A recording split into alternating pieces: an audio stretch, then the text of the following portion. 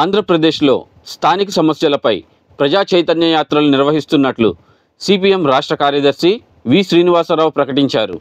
అంతర్జాతీయ మహిళా దినోత్సవం సందర్భంగా మహిళల హక్కుల కోసం ఈ యాత్రలు గళం విప్పుతాయని ఆయన ప్రకటించారు. మార్చి 8 నుంచి 17 వరకు 10 రోజుల పాటు ఈ యాత్రలు జరుగుతాయని, గుర్తించిన సమస్యలపై 22 నుండి మహాజర్లు, ధర్నాలు జరుగుతాయని ఆయన తెలిపారు. ప్రభుత్వం చెప్పే తప్పుడు ప్రచారాలని పటాపంచలు చేసి వాస్తవాలు ప్రజలకు వివరించి ప్రజల్ని పోరాటాలకు సన్నద్ధం చేయడానికి ప్రజా చైతన్య యాత్రలు నిర్వహించాలని చెప్పి పార్టీ రాష్ట్ర కమిటీ నిర్ణయించింది. అప్పటికీ పరిష్కారం కాకపోతే ఏప్రిల్, మే నెలల్లో ప్రజా సమస్యల అధ్యయనం కోసం రాష్ట్ర, జిల్లా స్థాయి నాయకత్వాలు రాష్ట్ర వ్యాప్తంగా పర్యటిస్తారని తెలిపారు. అలాగే పాదయాత్రలు, సైకిల్ యాత్రలు చేస్తారని, సూపర్ 6 వాగ్దానాల్లో ముఖ్యమైన ఉచిత బస్సు పథకాన్ని ప్రారంభించాలని, ఉగాది నాటికి యువతకు నిరుద్యోగ భృతి, మహిళలకు 1500 రూపాయల అమలును ప్రకటించాలని కోరుతూ పలు కార్యక్రమాలు నిర్వహిస్తామని చెప్పారు.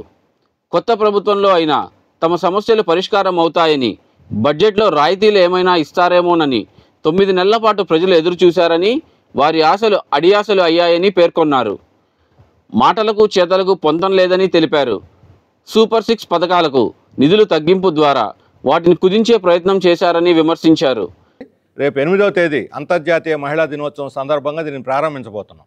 ఎందుకంటే మహిళలకే శటకోపం పెట్టారు ఈ బడ్జెట్. వాళ్ళకి 1500 అన్నారు, బడ్జెట్లో ప్రస్తావన లేదు. ఉచిత బస్సు అన్నారు, దాని గురించి ఏమీ ప్రస్తావన లేదు. అందుకని మహిళలకు చేసినటువంటి అన్యాయం మీద దీనికి సింబాలిక్గా 8వ తేదీ అంతర్జాతీయ మహిళా దినోత్సవం సందర్భంగా దీన్ని ప్రారంభిస్తున్నాము.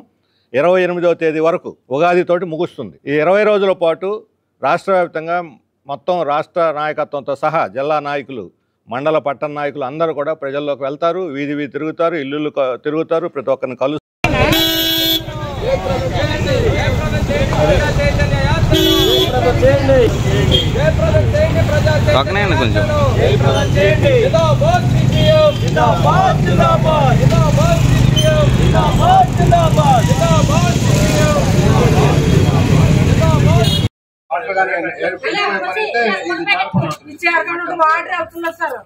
ఈ వారం కూడా డ్రైనేజ్ కూడా పెంచమని అడగాలేము.